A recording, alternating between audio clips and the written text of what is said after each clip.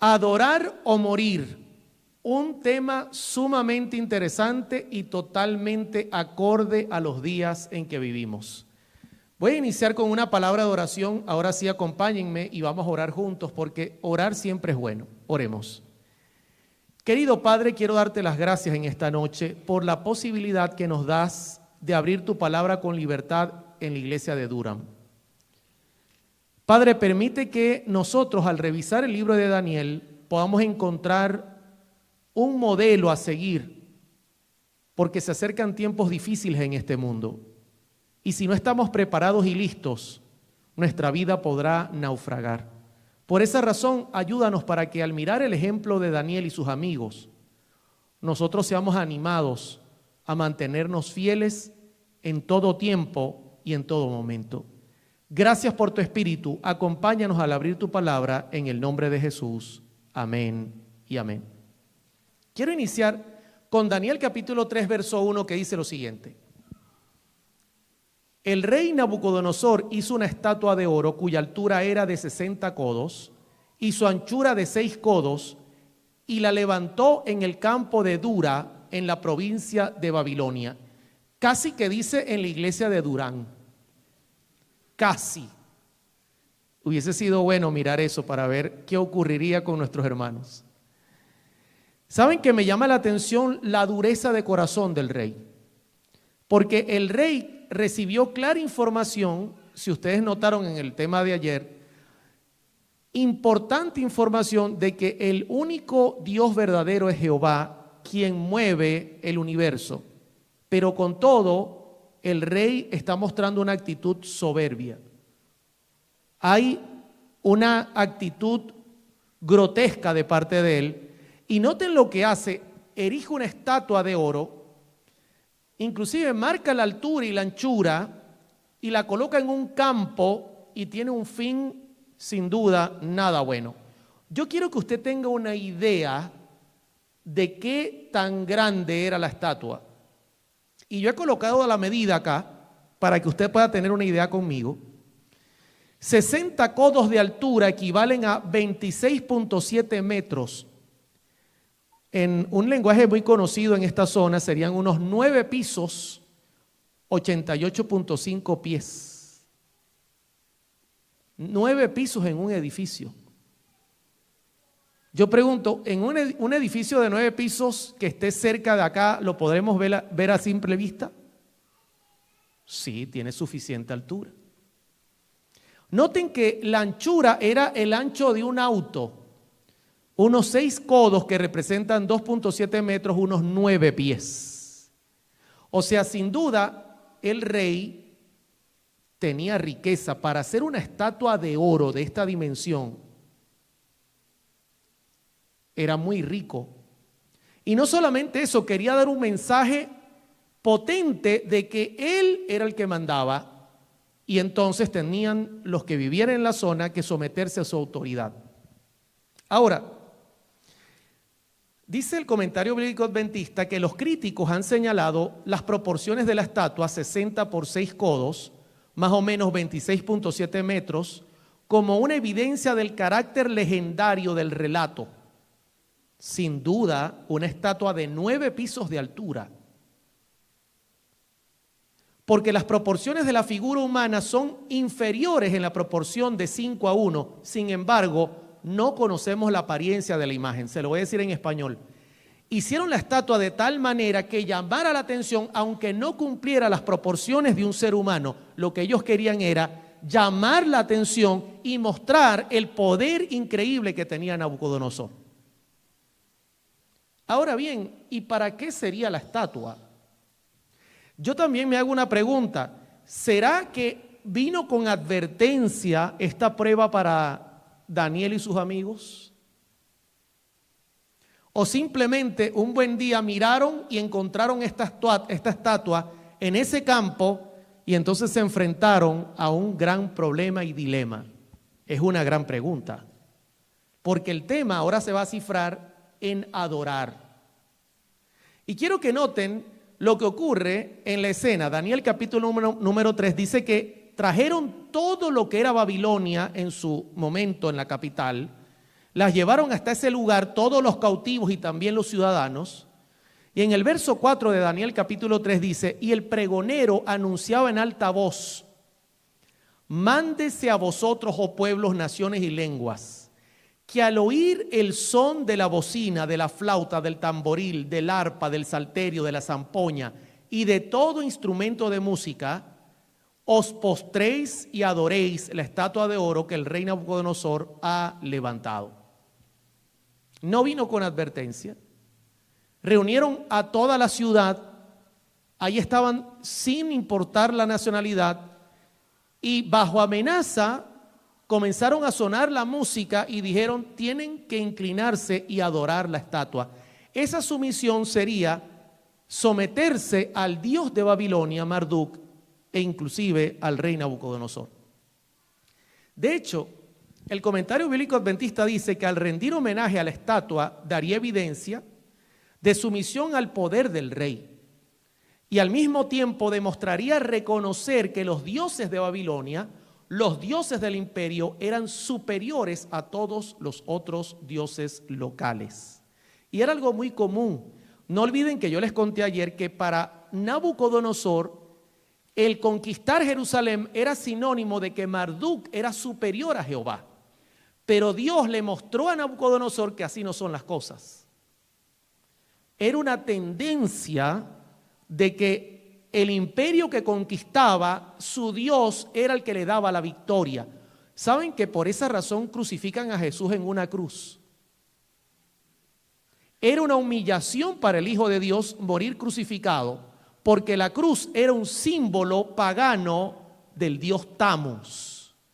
Y lo que daba el mensaje es, claramente, nuestro Dios es mayor que el Dios de ustedes. Y por eso lo clavaron en una cruz. Era el mismo símbolo. El rey quería enviar un mensaje. Y el mensaje venía con advertencia. Y quiero que lo noten. Y cualquiera que no se postre y adore, noten que el tema es de adoración, inmediatamente será echado dentro de un horno de fuego ardiendo. O sea, había una amenaza de muerte en relación a el programa que se estaba ejecutando. O se arrodillan y le dan la adoración correspondiente a la estatua y por supuesto al rey, o simplemente lo vamos a echar al fuego directo. Ahora, quiero enfatizar que esto era un culto. Esto era un culto. No era una celebración común, se estaba rindiendo un culto en ese campo, porque la adoración lógicamente tiene que ver con el culto. Y por esa razón hay una nueva repetición, valga la redundancia, en lo que se está ejecutando, y note lo que dice la escritura en Daniel 3:7. Por lo cual, al oír todos los pueblos el son de la bocina, de la flauta, del tamboril, del arpa, del salterio, de la zampoña y de todo instrumento de música, tenían que adorar. Al sonar eso, no quedaba otra opción, era la señal de que había un culto y tenía que haber adoración. Y yo siempre me he preguntado, ¿y qué relación tiene la música con la adoración? Alguien me preguntó, hermano Oliver, ¿va a hablar de música esta semana? Hay mucho material en internet donde usted puede consultar qué música agrada o no a Jehová. Pero la Biblia es contundente y cuando la Biblia compara, la comparación no deja dudas. Si usted nota, esto es un culto pagano. Y noten que no hay ningún tipo de misericordia en cuanto al uso de la instrumentación musical. Dice, al son de la bocina, de la flauta, del tamboril, del arpa, del salterio, de la zampoña, de todo instrumento de música. Va a haber música, vamos a usar todo instrumento musical. Me preguntaban en estos días, hermano Oliver, ¿los instrumentos musicales son del diablo? No, son buenos, ni buenos ni malos, son neutrales. Pero Dios tiene orden. Y nosotros concebimos que el culto de Dios siempre es un culto con orden. De hecho, yo voy a citar el comentario bíblico adventista en relación a la palabra al son, al sonido, a lo que se ejecute la música. Ustedes tienen que arrodillarse y adorar. Y note lo que dice el comentario bíblico adventista sobre esta expresión pequeñita. De hecho, voy a usar el Strong en español, que es el traductor directo del hebreo al español. Al son, alarido, alboroto, alzar la voz, balido, bramido, cantar, chasquido, clamor, estrépito, estruendo, gemir. ¿Sabe que yo consigo que ninguna de estas características la tiene la música celestial? La música del cielo, ya vamos a mirar un texto, no tiene estas características. Gemido, alboroto. Dice estruendo, gritar, grito, hablar, noticia, palabra, pregón, pregonar, resonar, ruego, rugido, ruido, rumor, son, sonar, sonido, tronar, trueno, voz. Todo eso lo aplica a la palabra al son. Y cuando yo comparo el culto que se le rendía a Jehová en relación al culto que se le rendía a los dioses paganos, era totalmente distinto. Voy a poner un ejemplo bíblico, un principio. Salmo 47:1. Porque es bueno cantar salmos a nuestro Dios, porque, ¿cómo es la alabanza? Suave y hermosa es la alabanza. No es gemido, no es grito, no es alboroto, no. ¿Y saben cuál es la diferencia? La diferencia es sencilla. Cuando usted viene a la iglesia, usted viene a ser edificado por la palabra de Dios y por la alabanza a través de la Escritura. Pero cuando usted va a un culto pagano, no hay edificación, no hay una palabra que esté dirigida por el Espíritu Santo, y como no hay fuego en el corazón, usted tiene que recrear ese fuego a través del uso de fuego extraño, que usualmente es alboroto. Así que no debe sorprendernos, y escuche lo que le voy a decir, que en Babilonia las cosas se hicieran diferentes a lo que Dios planeaba. Pregunto, cuando ellos llegaron, ¿la comida era diferente a la que ellos estaban acostumbrados, sí o no? ¿Tenía principios diferentes? Sí. Seguramente el culto a los dioses tenían principios diferentes, sí. La música también tendría principios diferentes, lógicamente sí. Tenemos que ser cuidadosos, hermanos, porque el enemigo es muy astuto, y aunque usted no lo crea, inclusive los que no estén claros pueden caer bajo engaño. Ahora bien, hasta aquí cómo vamos. Si usted nota, hay una situación bien compleja, porque hay judíos cautivos que no están a favor de adorar a Marduk, ni de inclinarse a ninguna estatua, porque hay un mandamiento que dice no lo harás. La música de antemano es música ruidosa que puede afectar la razón, por eso Satanás la usa. El diablo los tiene a merced, puede hacer de ellos lo que quiera, pero hay algo que no puede hacer, y es violar la libertad que ellos tienen. Ellos tienen la última palabra para decidir. Y aquí es donde la preparación juega mucho, mis hermanos. Y yo siempre lo he dicho, estar preparados para el momento es la clave, no esperar el momento para prepararse. Y quiero que noten el verso 10 de Daniel capítulo 3. Tú, oh rey, has dado una ley que todo hombre, al oír, noten lo interesante nuevamente el culto, el son de la bocina, de la flauta, del tamboril, del arpa, del salterio, de la zampoña y de todo instrumento de música, se postre y adore la estatua de oro. Lo he marcado con un color especial. Has dado una ley ¿a cuántos? A todo hombre. ¿Le suena eso? ¿Le suena eso? Pregunto, ¿esa ley iba en contra de la libertad de conciencia, sí o no? ¿Ustedes están dormidos, hermano? ¿O hay alguien que los tiene aquí amenazados? Díganme porque de una vez lo mandamos a buscar. Pregunto, ¿esa ley que Nabucodonosor aprobó iba en contra de la libertad de conciencia, sí o no? ¿Y eso es sano? ¿Acaso Dios no le dio al hombre libertad para elegir? Yo pregunto, ¿usted vino para acá esta noche porque alguien lo obligó o usted vino porque usted es libre? Porque usted es libre. O sea que en los días de Nabucodonosor se había aprobado una ley que prohibía al ser humano adorar en libertad y tenía que someterse en su voluntad a la voluntad de terceros, algo que va en contra de la naturaleza propia del hombre y que viola la ley universal de Dios. Verso 11. Y el que no se postre y adore, sea echado dentro de un horno de fuego ardiendo.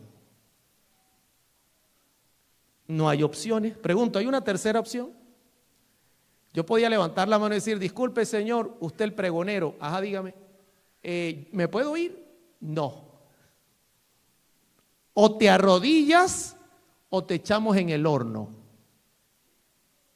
Ahora, yo no me puedo quedar en el año 605, porque quiero contarles algo. La profecía anuncia a viva voz que esta actitud no normal se va a volver a repetir. Y se va a volver a repetir, escúcheme bien, dando inicio en este país. Eso es lo que dice la profecía.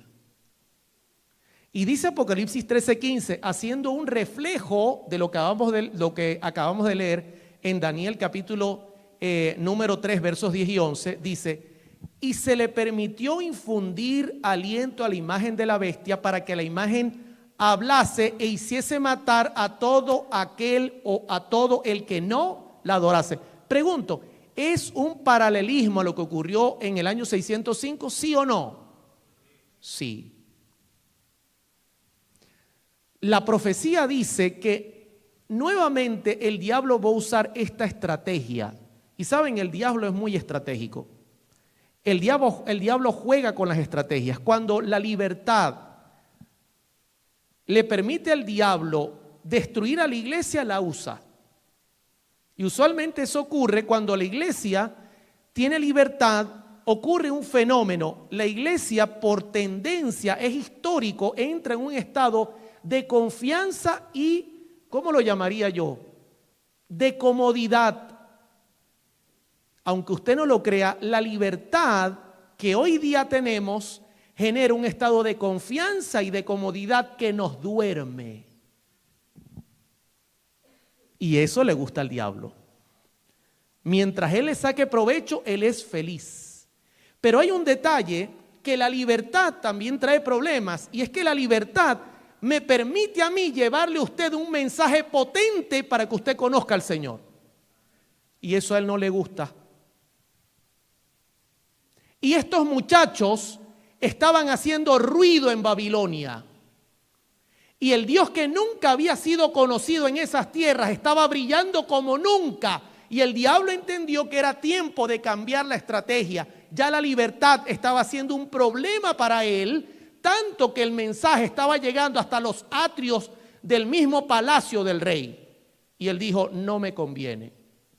Así que tengo que usar una estrategia. Y tengo que eliminar a los que quedan en favor de ese mensaje. Y eso se va a volver a repetir, hermano. Escuche lo que le voy a decir. Este mensaje tiene que brillar de tal manera que para el diablo sea un problema y tenga que trancar la libertad. Porque él no trabaja de otra forma. Él quiere controlar y si no controla, entonces cambia las reglas de juego. ¿Estamos entendiendo? Y ahora note lo que dice Daniel 3:12. Hay unos varones judíos, ya los venimos conociendo porque tienen rato predicando y nos llevan locos con su mensaje. No comen comida de la mesa del rey, guardan el sábado, no son idólatras. Y para colmo son tan rectos que no hayamos que hacer contra ellos, pero hemos encontrado un detalle. Los cuales pusiste sobre los negocios de la provincia de Babilonia, Sadrach, Mesach y Abednego, estos varones, oh rey, no te han respetado, no adoran tus dioses ni adoran la estatua de oro que has levantado. Cambió la regla. Ya el brillo de estos jóvenes era tan radiante que para Satanás era preferible asesinarlos. Me preguntaba una joven ayer, ¿y dónde estaba Daniel? Nabucodonosor sacó mal su cuenta y los que estaban con él también, porque ellos dijeron, Daniel no se va a vender. Denle un oficio y envíenlo lejos a una provincia lejana a cumplir algún mandado para que cuando se haga esto no esté aquí presente porque nos va a dejar en vergüenza. Eso lo dice el espíritu de profecía. Lo mandaron lejos sabiendo que no se iba a rendir. Pero sacó mal su cuenta porque habían más. Y estaban estos tres jóvenes que no estaban dispuestos a ceder en nada su libertad. Y llegó el momento difícil. Llegó el momento difícil. Porque ahora era simplemente dos opciones, o adoras o mueres, pero para los muchachos no habían dos opciones.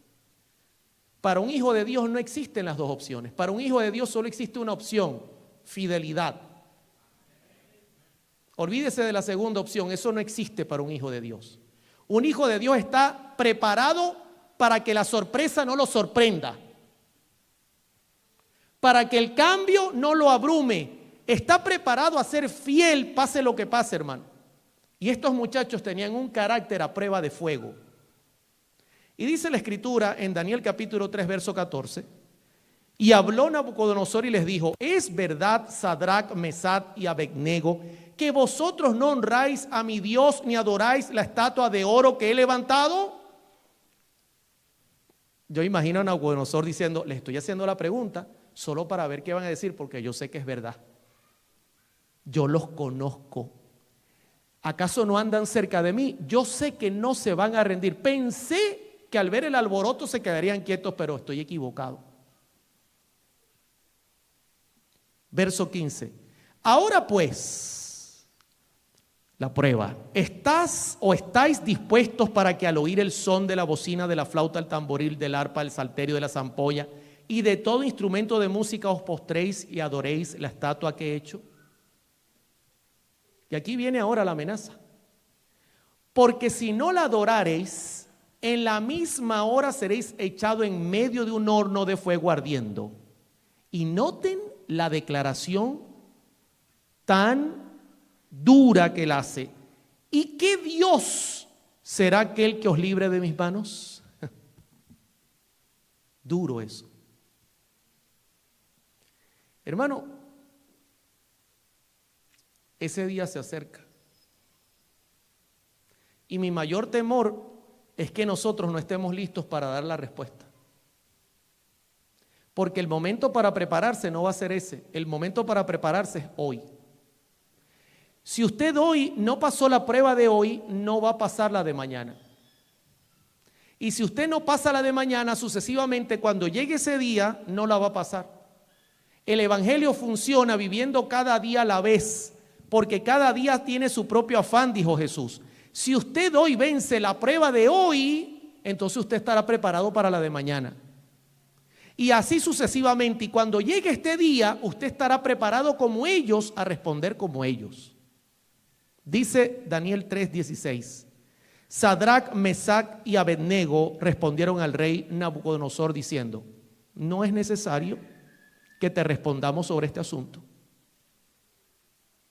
¿Se dan cuenta que no hay dos opciones para ellos? ¿Cuántas opciones hay para ellos? Servir al Señor. He aquí, nuestro Dios a quien servimos, noten el término, servimos, está en un tiempo presente, no serviremos ni hemos servido, no, al cual servimos, tiempo presente, puede librarnos del horno de fuego ardiendo. Y de tu mano, oh rey, nos librará. Yo imagino los que estaban inclinados tapándose la boca para que no le vieran la sonrisa. Yo pregunto, ¿Dónde estaban los más de 19,000 judíos que habían sido llevados a Babilonia? Allí estaban. ¿Por qué no se mantuvieron de pie, mis hermanos? Porque estaban esperando el día de la prueba. Y vino sin aviso. Yo consigo mucha gente que me dice, no, cuando llegue ese día yo voy a hacer los cambios. No, mis hermanos, así no funciona el evangelio. Y luego dice el verso 18, y si no, noten, yo quiero que noten, porque esto es algo maravilloso que hay que entender y hay que reconocer. Estos muchachos estaban preparados a ser mártires. No había término de negociación. Ya estaban preparados, hermano. Su vida de entrega era tan grande que no les importaba darla al servicio de Dios. De eso les voy a hablar al final. ¿Qué nivel de santidad tendrían estos jóvenes? ¿Qué nivel de entrega y compromiso de decir estas palabras? Y si no nos salva, si no intercede, si no actúa para sacarnos de ese lugar, bueno, no serviremos a tus dioses, ni tampoco adoraremos la estatua que has levantado. Échanos ahí, que nos quemen vivos, no nos importa. Verso 19. Entonces Nabucodonosor, imagínense, hermano, no era cualquier cosa. Estamos hablando del rey que gobernaba todo el lugar o todo lugar poblado, todo sitio, todo pueblo, todo hombre, toda nación estaba bajo su mando. Y que 3 jóvenes le dijeran, no nos vamos a arrodillar y punto. Eso fue horrible. Se llenó de ira y se demudó el aspecto de su rostro contra Sadrac, Mesac y Abednego y ordenó que el horno se calentase 7 veces más de lo acostumbrado. No quería dejar duda de que la candela los iba a pulverizar entrando al horno. Dice el verso número 21, entonces, estos varones fueron atados con sus mantos, sus calzas, sus turbantes, sus vestidos, y fueron echados dentro del horno de fuego ardiendo. Y como la orden del rey era tan apremiante y lo habían calentado mucho, la llama del fuego mató a aquellos que había alcanzado, a Sadrac, a Mesac y a Abednego. No quedaba duda alguna, el horno era un horno asesino. Ahora bien, aquí viene la hermosura del texto. Porque al igual como yo le digo y le advierto que el día de preparación es hoy, yo le tengo buenas noticias. Porque cuando llegue el momento, mis hermanos, que muchos temen, muchos tienen temor ese momento, el momento es hoy. Viva el día de hoy. Ese día usted va a tener quien le defienda. Pero para que usted tenga quien le defienda, usted tiene que hoy vencer y tener un abogado hoy a su favor. Ya el cielo tenía preparado el rescate. Y el rescate fue una cosa impresionante. Verso número 24. Entonces el rey Nabucodonosor se espantó y se levantó apresuradamente y dijo a los que estaban en su consejo, ¿no echaron 3 varones atados dentro del fuego? Ellos respondieron al rey, ¿es verdad, oh rey? Y él dijo, he aquí yo veo a 4 varones sueltos que se pasean en medio del fuego sin sufrir ningún daño, y el aspecto del cuarto es semejante a hijo de los dioses. Increíble. Estaban sueltos, paseaban dentro del horno y entre ellos había un cuarto semejante al hijo de los dioses. Y yo les tengo una pregunta increíble esta noche que vamos a responder a través del libro Profetas y Reyes, página 374, párrafo 1, que se los recomiendo ampliamente. Para estudiar estos libros en paralelo es una maravilla. Miren esta pregunta. ¿Y cómo sabía el rey qué aspecto tendría el Hijo de Dios? Dice Elena de White. Porque si usted nota, y yo me devuelvo, me voy a devolver, dice el rey, y el cuarto tiene aspecto y semejante a hijo de dioses. ¿Y cómo sabía él cómo era el Hijo de Dios. Y Elena de White dice, ¿cómo sabía el rey qué aspecto tendría el Hijo de Dios? Miren la respuesta, mis hermanos. En su vida y carácter, los cautivos hebreos que ocupaban puestos de confianza en Babilonia habían presentado la verdad delante de él. ¿En qué? En su vida y carácter habían presentado de tal manera la verdad que Nabucodonosor ya tenía una idea de cómo sería la imagen del Hijo de Dios. Por eso usted entiende que Mateo 24, por ejemplo, al hablar de la última señal dice, y será predicado el evangelio por testimonio, dice la Escritura. Dice, habían representado la verdad delante de él. Cuando se les pidió una razón de su fe, la habían dado sin vacilación.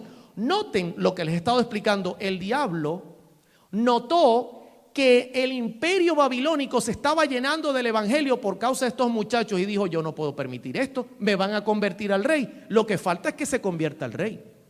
Y de eso les voy a hablar mañana. Porque hasta ahí puede llegar el poder del evangelio. Dice la cita, con claridad y sencillez habían presentado los principios de la justicia, enseñando así a aquellos que los rodeaban acerca del Dios al cual adoraban. Les habían hablado de Cristo, el Redentor que iba a venir, y en la cuarta persona que andaba en medio del fuego, el rey reconoció al Hijo de Dios. ¡Qué hermosura! ¿Se da cuenta lo que es el testimonio puro, íntegro? ¿Se da cuenta lo que una persona puede ser capaz de hacer hoy día acá en Durham si vive una vida santa, íntegra? Uno puede ser una influencia para el que lo rodea y usted no se da cuenta, pero usted está influenciando. El gran problema que tenemos hoy día, hermanos, y por el cual el diablo está tranquilo, es que nuestra influencia está muy dormida. Y la gente no mira al Hijo de Dios en nuestro rostro. Mientras que a estos muchachos se les dibujaba el rostro de Cristo en sus propios rostros. Y entonces la historia termina de una manera majestuosa. Entonces Nabucodonosor, Daniel 3:28, dijo, bendito sea el Dios de ellos. No le quedó otra. Ya él sabía que el fuego no le iba a hacer nada a ellos. Porque de hecho salieron del horno y ni a quemado olían.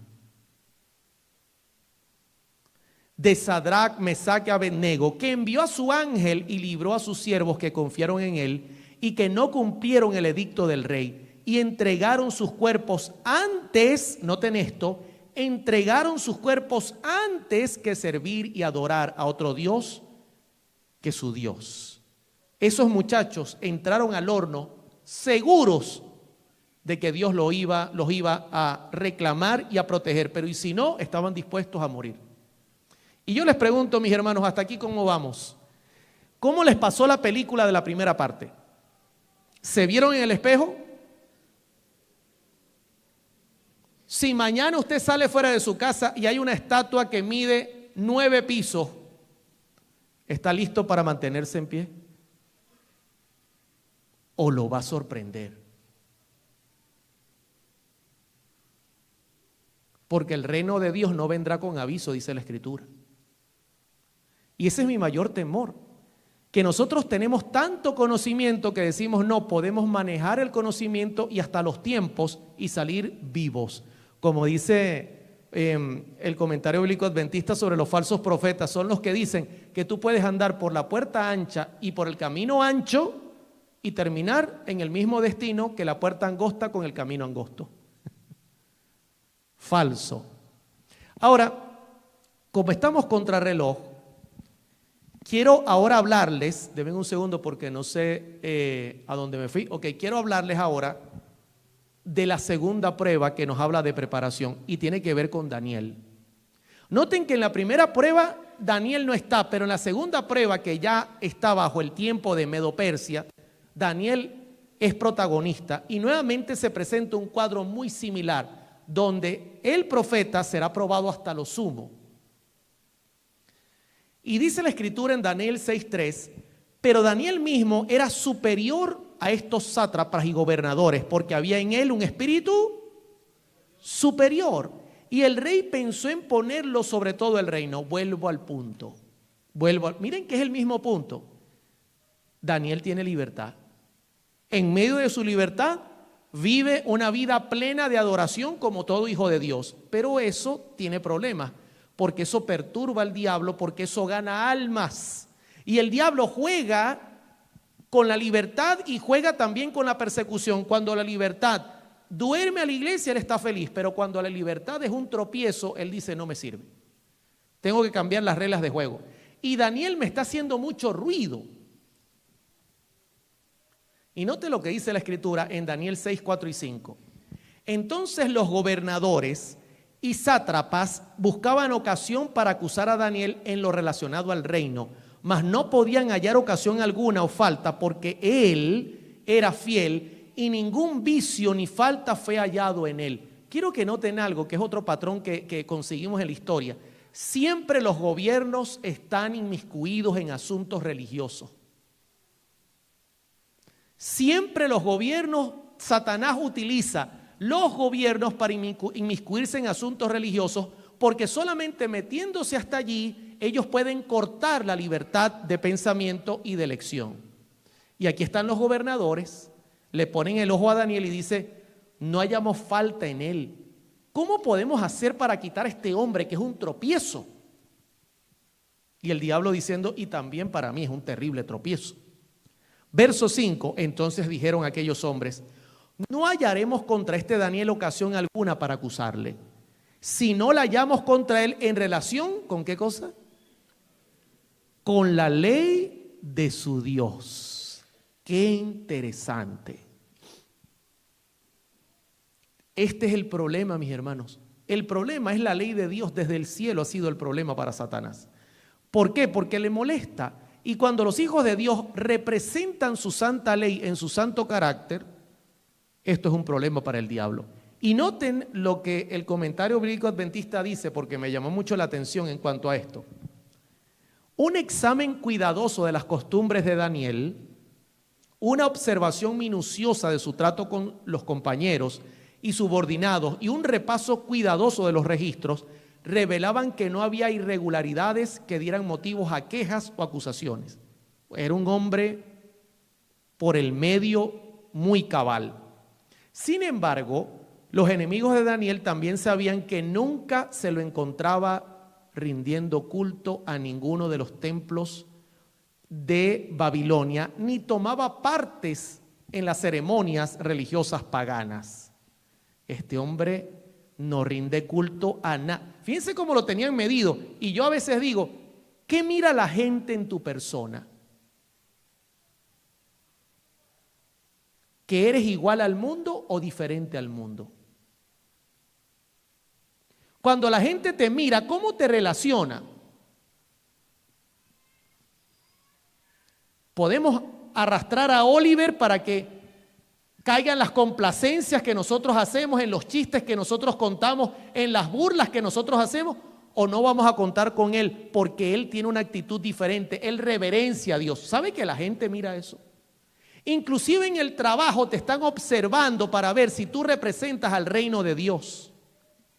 A Daniel lo tenían, dicen en Venezuela, pillado. ¿Cómo dicen en México? Cuando le tienen puesto el ojo, ¿cómo dicen? ¿Cómo? No todos a la vez, uno solo allá. Fichado. En Venezuela también lo usan, lo tenían fichado. Noten lo que sigue diciendo. Sin duda, habían notado que faltaba a su oficina todos los sábados. Oliver, vamos a tener un campeonato este sábado a las 9 de la mañana. No cuenten conmigo. Ah, ¿verdad que él es adventista? ¿Y cómo es eso de adventista? ¿Trabaja con un dentista? No. Ellos guardan el sábado. El día de descanso semanal prescrito en la ley de Dios. Sin duda razonaron que sus horas fijas de oración interferían con el cumplimiento de sus deberes oficiales. Miren cómo lo tenían fichado, pillado, como usted lo quiera llamar. Lo seguían. Hermano, así nos siguen a nosotros. Yo por eso le echo bromas a mi esposa y le digo, mi amor, cuando acá en el mundo salga una ley que impida que nosotros podamos adorar a Dios libremente, el primer fichado soy yo. En las redes sociales ya me conoce. Es más, cuando yo entro a este país, muchas veces me pregunta, ¿viene a hacer lo mismo? Y yo le digo, ¿y qué es lo mismo? ¿A conferenciar? Sí. Ah, fichado. Ahora, no debe sorprenderles que nuevamente hay una ley. Tiene que haber una ley. Tiene que haber algo con que el diablo pueda jugar y quitarle a usted la libertad de conciencia. Vuelvo y le repito, esto es un patrón que se va a repetir. Él usa los gobiernos, los mezcla con la religión, junta la iglesia y la política, y el resultado final es cero libertad de conciencia. Y va a venir, mis hermanos. La pregunta es, ¿cómo estaremos nosotros ese día? Vuelvo y la hago. Porque el día de hoy es el que vale, no el día que eso salga a la luz. Y noten lo que dice la Escritura en Daniel 6:6. Entonces estos gobernadores y sátrapas se juntaron delante del rey y le dijeron así: Rey Darío, para siempre vive. Todos los gobernadores del reino, magistrados, sátrapas, príncipes, capitanes, han acordado por consejo que promulgues un edicto real y lo confirmes, que cualquiera que en el espacio de 30 días demande petición de cualquier dios u hombre fuera de ti, oh rey, sea echado en el foso de los leones. En pocas palabras, se acabó la libertad de conciencia. Usted no puede clamar, ni adorar, ni nada en absoluto, porque eso es una ofensa directa al rey. Y les dicen, confirma el edicto y fírmalo para que no pueda ser revocado conforme a la ley de Media y de Persa, que cuando se confirmaba y se sellaba, eso no podía cambiarse, ni el rey tenía posibilidad de hacerlo, lo cual no puede ser abrogado. Verso 9, firmó pues el rey Darío el edicto y la prohibición. Quiero compartir el paralelismo para nuestros días, porque yo no puedo quedarme, hermano, en el año 539 cuando Darío ascendió al poder. Tengo que venir al 2023 y tengo que hablarle aquí a la iglesia de Durham y a los que están en sintonía de las redes sociales. Y la sierva del Señor dice, en el conflicto de los siglos 601, párrafo 2, una vez que el sábado llegue a ser el punto especial de controversia en toda la cristiandad, y noten el paralelismo, y las autoridades religiosas y civiles se unan para imponer la observancia del domingo, la negativa persistente por parte de una pequeña minoría de ceder a la exigencia popular la convertirá en objeto de execración universal. En pocas palabras, cuando usted y yo digamos no lo voy a hacer, esta gente hay que buscar la manera de eliminarlos. No hay otra opción. No hay otra opción. Vuelvo y hago la pregunta. ¿Y cómo nosotros actuaremos ese día? Porque les voy a contar cómo actuó Daniel. Y aquí usted va a notar el principio de que las pequeñas cosas son las que lo van a preparar usted para las grandes cosas. Lo que usted hace en casa y en el trabajo es lo que lo va a preparar usted para ese gran día.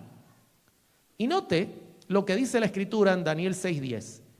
Cuando Daniel supo que el edicto había sido firmado, entró en su casa y, abiertas las ventanas de su cámara que daban hacia Jerusalén, se arrodillaba 3 veces al día y oraba y daba gracias delante de su Dios, como lo solía hacer antes.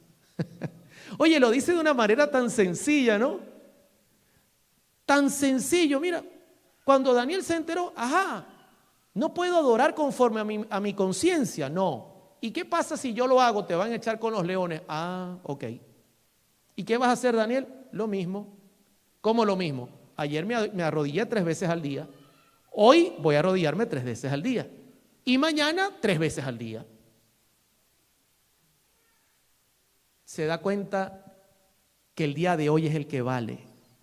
Yo le hago una pregunta. A Daniel lo llamaron y le dijeron: Daniel, te damos 15 días para que ayunes, ores, porque en 15 días va a haber ley dominical. ¿Lo llamaron así? ¿O simplemente se enteró? Han firmado una ley y a partir de ya nadie puede orar ni buscar al Señor conforme a su conciencia, punto. Hermano, yo consigo gente que anda pendiente de personas que dan fechas para ver cuándo va a haber una ley dominical para prepararse. Por amor al Señor, no va a venir con aviso. Las señales nos pueden dar una idea de qué tan cerca estamos y lo estamos, pero no vendrá con aviso. Cuando el mundo entró en proceso de COVID, en diciembre ya se oían los vientos de que algo grande venía y ya en febrero, marzo todo estaba cerrado. ¿Qué chance hubo? Ninguno. Quiero compartir con ustedes lo que la sierva del Señor dice ahora. Mire lo que dice ahora. Profetas y Reyes, página 397, párrafo 2. ¿Por qué dejaría de orar ahora cuando más necesitaba hacerlo? Y escuche lo que le voy a decir. Daniel estaba cómodo. Pregunto, ¿tenía un buen cargo en el gobierno? Sí. ¿Usted cree que tendría alguna necesidad económica para que él estuviese en ferviente oración? No. ¿Tenía su comida, sus 3 comidas, mañana, almuerzo, cena? Sí. ¿Tenía un buen puesto, una buena casa? Sí. ¿Necesitaba él mantenerse en oración? Sí lo necesitaba. Porque él sabía que estaba en territorio peligroso y que en cualquier momento el diablo buscaría la vuelta para agarrarlo. Y cuando llegó la prueba, Daniel dijo: heme aquí. ¿Por qué dejaría de orar ahora cuando más necesitaba hacerlo? Antes renunciaría a la vida misma que a la esperanza de ayuda que hallaba en Dios. Dijeron que no puedo clamar a mi Dios, ahora voy a clamar mucho más todavía como lo hacía antes. Cumplía con calma sus deberes como presidente de los príncipes y a la hora de la oración entraba a su cámara y con las ventanas abiertas hacia Jerusalén, según su costumbre, ofrecía su petición al Dios del cielo. Y como siempre, había gente pendiente de Daniel. Era una trampa. Yo les voy a decir algo. Mucha gente me dice: hermano Oliver, nos van a poner un chip en la mano derecha. O quizá lo escondan por aquí por la cabeza, porque dice que en la frente. Con ese chip nos van a controlar para saber quiénes somos. Hermano, ya saben quiénes somos. Lamentablemente ya saben quiénes somos. Ya nos conocen. Inclusive saben mejor que el pastor y que la iglesia qué vemos, qué oímos y qué decimos. Hay un control total. Ya hay un sistema que nos ha estado estudiando desde hace mucho tiempo. Cuando las cosas vengan, vendrán sorpresivamente y será todo rápido. Entonces se juntaron aquellos hombres y hallaron a Daniel orando, Daniel 6:11, y rogando en presencia de su Dios. Entonces respondieron y dijeron delante del rey: Daniel, que es de los hijos de los cautivos de Judá, tu amigo, no te respeta a ti, oh rey, ni acata el edicto que confirmaste, sino que 3 veces al día hace su petición. Y Daniel era amigo personal del rey. Cuando el rey se enteró, entendió en la trampa en que había caído. Y escuche lo que le voy a decir. Dice la sierva del Señor que los que van en pro de crear un nuevo orden mundial no saben a dónde van. Dice ella, los que van en pro de crear una ley dominical, un sistema que limite la libertad de conciencia, dice ella, no saben a dónde van. Y cuando lleguen será muy tarde para tomar acciones contrarias. Dice ella claramente en el conflicto de los siglos.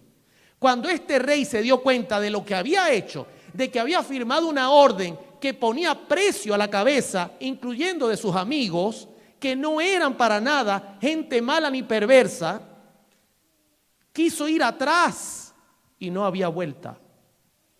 Quiso salvar a Daniel, no había forma. Inclusive le dijeron: ni tú mismo puedes cambiar la ley.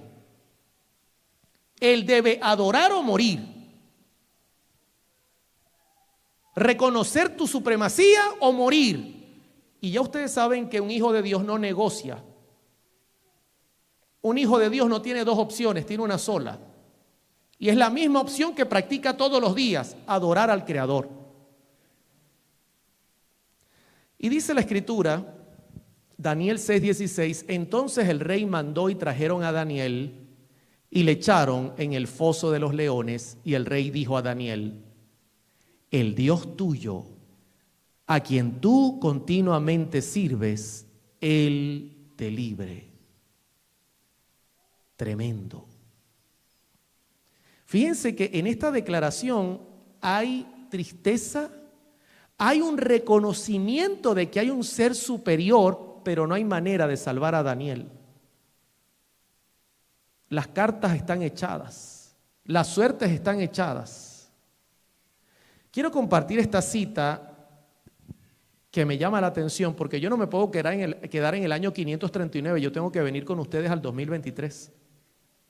Miren esta cita. Cuando la religión de Cristo sea más despreciada, cuando su ley sea más menoscabada, entonces deberá ser más ardiente nuestro celo y nuestro valor y firmeza más inquebrantables. El permanecer de pie en defensa de la verdad y la justicia cuando la mayoría nos abandone. Porque yo quiero que usted imagine ese día. Así como Darío, que era amigo de Daniel, le dijo: no puedo ayudarte, nuestros propios amigos dirán: te quiero mucho, lo siento, no puedo ayudarte, es tu decisión.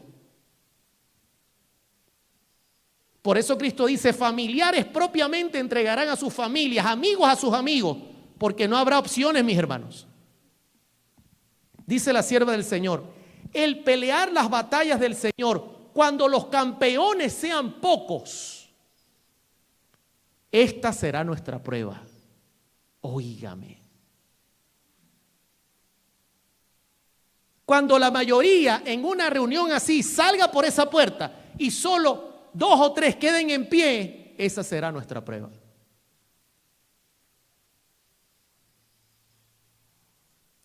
En ese tiempo debemos obtener calor de la frialdad de los demás. Que tu Dios te ayude, Daniel. Si tenía tanta fe en el Dios de Daniel, ¿por qué no se metió con él a la cueva? No, que tu Dios te ayude. Valor de su cobardía y lealtad de su traición. Duro, pero es la realidad. Pasó la noche. Usualmente esos leones quedaban pasando hambre unos cuantos días para que no quedaran ni los huesos. Pero en Daniel capítulo 6, verso 19 ocurre un cuadro diferente. El rey se levantó muy de mañana y fue apresuradamente al foso de los leones. Y acercándose al foso llamó a voces a Daniel con voz triste. El rey aparentemente no tenía tanta fe. Y le dijo: Daniel, siervo del Dios viviente, el Dios tuyo a quien tú continuamente sirves. ¿Está viendo lo hermoso del texto? Continuamente sirves.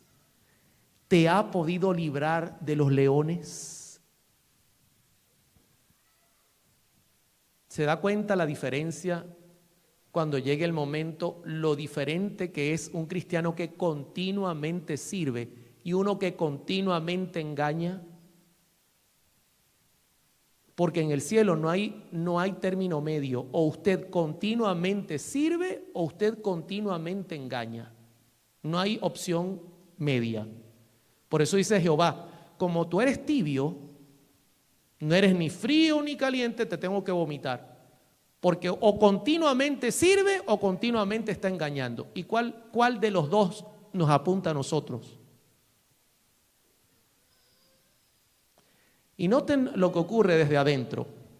Mi Dios envió su ángel, el cual cerró la boca de los leones para que no hiciesen daño, porque ante él fui hallado inocente. ¡Qué hermosura! Mientras los sátrapas, los gobernadores decían, ese miserable no se apega a nuestras leyes, el cielo decía, ese miserable es un hijo de Dios. Para que no me hiciesen daño, cerró la boca de los leones, porque ante él fui hallado inocente, y aún delante de ti, oh rey, yo no he hecho nada malo. Y quiero decirles, para cerrarles la historia, que el rey mandó a llamar a todos esos sinvergüenzas que habían preparado la ley tramposa y los echó ahí donde estaba el foso para ver si había sido una casualidad, y dice que no habían caído bien cuando ya sonaban los huesos quebrándose.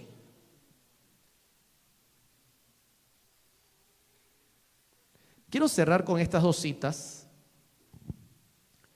Y miren estas dos citas, hermano. Yo quiero que usted las mire, las medite al cerrar el tema. Kevin, ¿verdad? Dios te bendiga. Y se lleve esta idea a su casa. ¿Por qué entonces parece adormecida la persecución en nuestros días?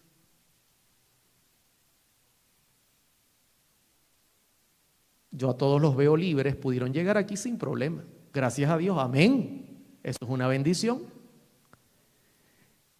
El único motivo es que la iglesia se ha conformado a las reglas del mundo y por lo tanto no despierta oposición.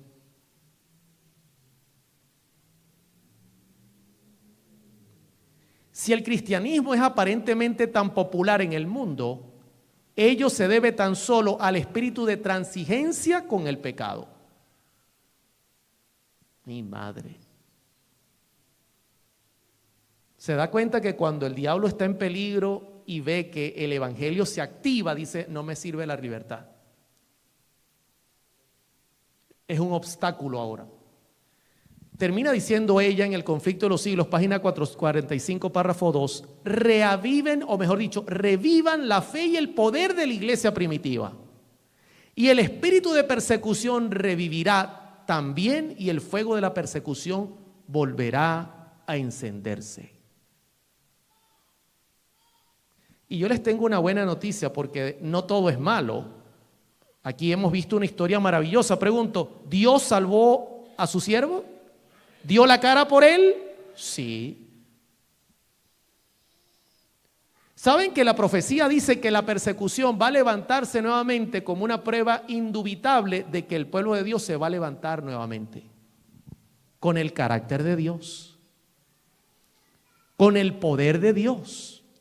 Y por esa razón el diablo dice, no me sirve la libertad, tengo que cambiar las reglas de juego. Y cuando llegue a este país una ley que prohíba que usted tenga esa libertad, sino más bien usted tendrá que honrar un día que no está honrado en la Escritura, eso significa que al diablo, a la libertad no le está funcionando y que llegó el momento de perseguir. Rafael López Miranda, un colportor puertorriqueño que nació en el año 1883 y murió en el año 1922 en circunstancias extrañas en Venezuela. Este hombre dejó su país para ir a Venezuela y predicar el evangelio.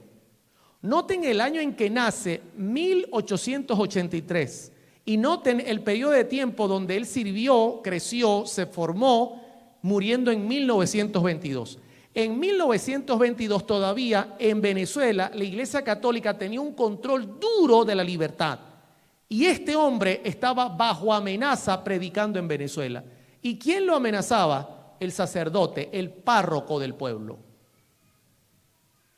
Cada vez que lo veía pasar por la plaza en El Cobre, en San Cristóbal, estado Táchira, Venezuela, cada vez que lo veía pasar por la plaza, le decía, te tengo en la mira, te quedan pocos días, recuerda que te estoy amenazando y es en serio. Y era muy seriamente. El párroco, cuenta la historia, tenía todo preparado para que asesinaran a Rafael López Miranda, porque el brillo de este hombre no era normal. Un buen día, luego de dar una serie de estudios bíblicos, tomó ruta al lugar donde se quedaba, pasando por entre un río, y lo estaban acechando. Fue sorprendido y fue asesinado a balazos. Porque, hermanos, Dios puede salvar a sus hijos, pero muchas veces la sangre de sus hijos son semillas para el evangelio. Al otro día se corrió la noticia que había muerto López Miranda. Un grupo de hermanos piadosos lo recogieron en Venezuela y solicitaron permiso ahí en la alcaldía del Cobre para enterrarlo. Y el párroco había dado la orden que no permitieran que López Miranda fuera enterrado en el cementerio del pueblo porque era un hereje.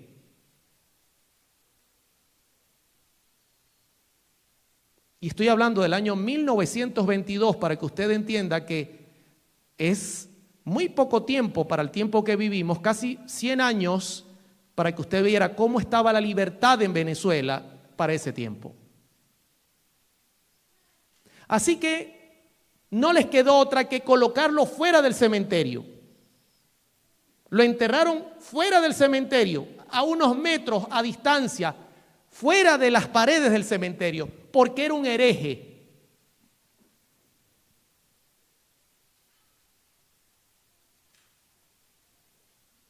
¿Sabe lo que dice el espíritu de profecía de aquellos que mueren con la fe del tercer ángel? ¿Y sabe lo que dice de aquellos que mueren con la fe en Cristo Jesús? Dice que su ángel vela en la tumba. Pasaron los años y se desató una tormenta como nunca en el Cobre.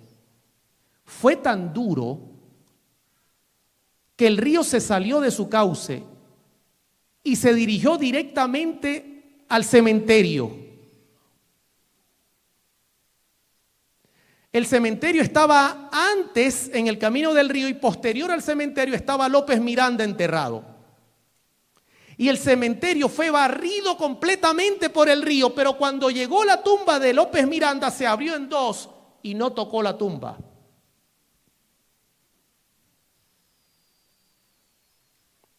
Pasaron años y un buen amigo que se llama Edgar Áñez fue a predicar al Cobre.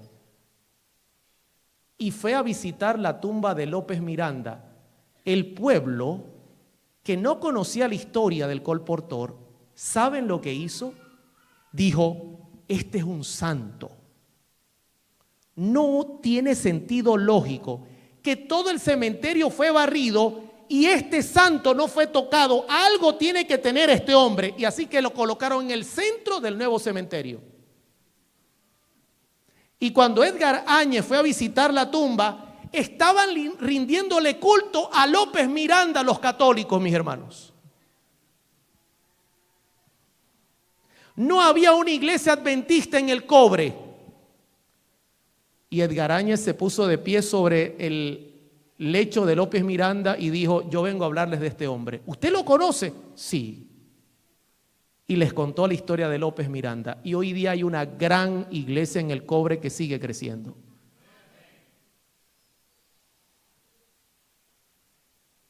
Les contó que los muertos nada saben. Les dijo, ¿ustedes quieren saber qué creía ese hombre? Sí, que los muertos nada saben y que no es correcto hacer culto a un muerto. ¿En serio? ¿Y qué hacemos nosotros aquí entonces?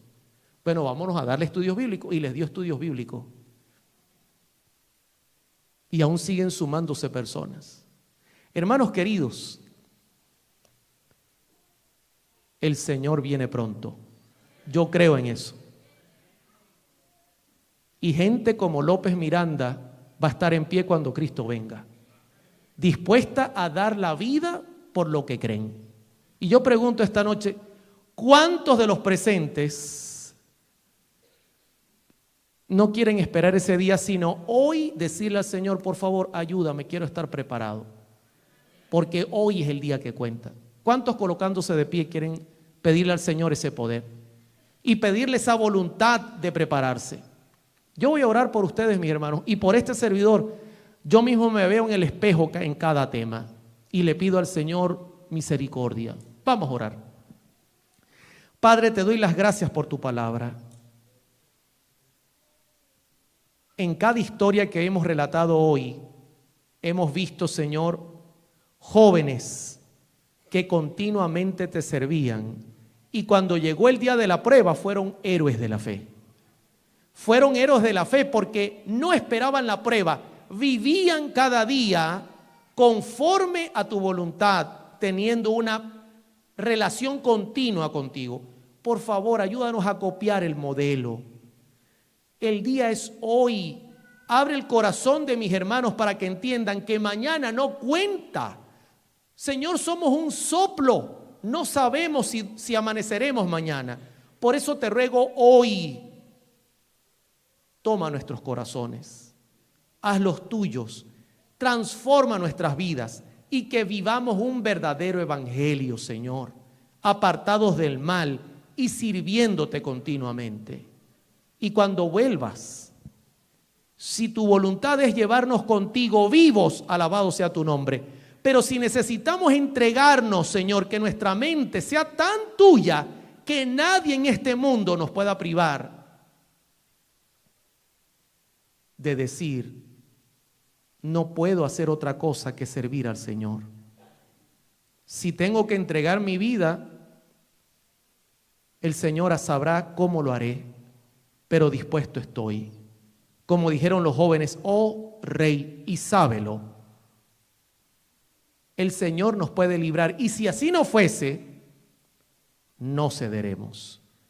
Bendice a esta iglesia, bendice a todos los que nos miran. Gracias por tu palabra, en el nombre de Jesús. Amén y amén.